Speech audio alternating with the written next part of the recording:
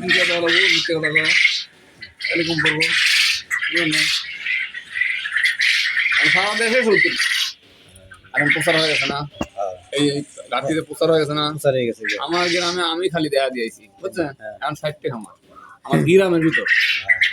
এখন মালের দাম অনেক বেড়ে গেছে মালের দাম সব দাম বাড়ছি না বাজার সব বাড়ছি মনে করেন যে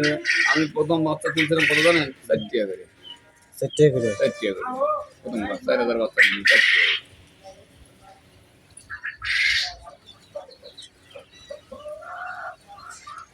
14 টাকা বেচা